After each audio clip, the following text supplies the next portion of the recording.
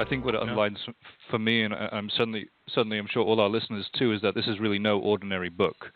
That we're No. talking about a tremendous amount of inspiration required to put this down. And it always makes me want to bring back to another point about, why this wasn't written early and the sense of timing, Brian, that you brought up, and whether this was something that you feel that you could have even written 5 years ago as authors. Well, that's a good question. Yeah. For myself, I don't think that I was in a position even 5 years ago to have been able to get to the some of the depths of what we discovered.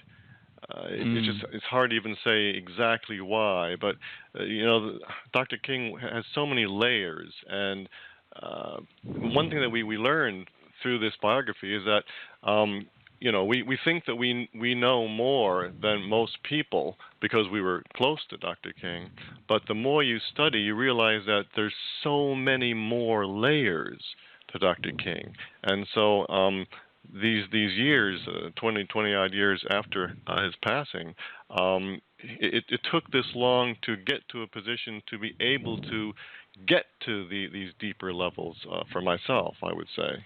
Well, I agree with that, and I absolutely, definitely could not have written this biography anyway, 5 years ago. I mean, we could have written a biography, and, it would have covered some of the main events and some anecdotes and some insights.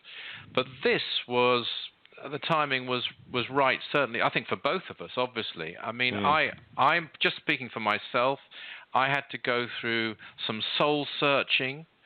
I was very privileged to be extremely close to our master and honored by him in numerous ways and in touch with him virtually every day for at least 20 years, either by phone or in person. So, I had that contact, but what I hadn't done was really examine my own shortcomings. And for me, that was necessary because this book sort of breaks the barriers and all the baggage has to be dispensed with. And one has to be extremely honest.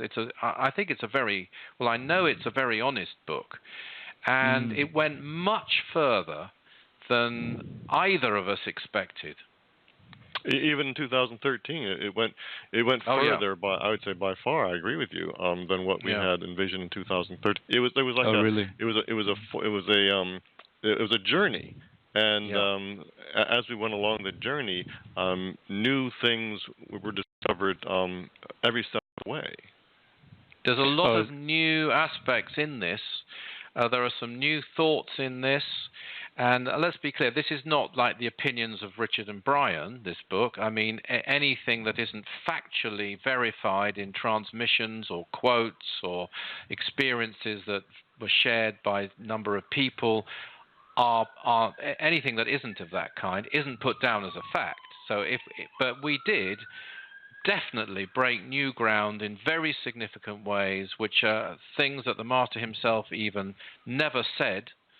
So there are a lot of revelations, and we put in these thoughts as food for speculation, if you like, right. realizations that we're sharing, and people can form their own conclusions about them. Well, interesting thing too for me is that a lot of these things that we discovered were there in plain sight, but true. You had to kind of string these clues together. Even though they were in plain sight, to really make them understandable, which was fascinating, really. It was, and it was absolutely gigantic. And as Brian said, when we started, we tried to decide who it was being written for. Is this a book to introduce the public to this master? Like that wonderful, autobiography of a yogi by Yogananda, only even more significant. Is it that sort of thing?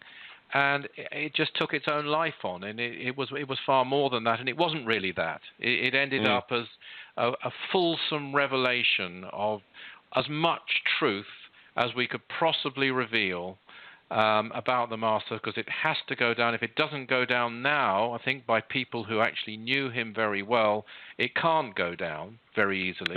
It'll be lost. It'll be lost, and so we didn't hold back. So, posterity became a much bigger factor, I think, than we'd planned it to be. Right. And it seemed to be, well, it is a scripture, I believe. So would you say that this is, pretty much what needed to be said about the Master, or what even beings in the higher realms wanted to be said about him in order to reveal who he was and what he really did for us?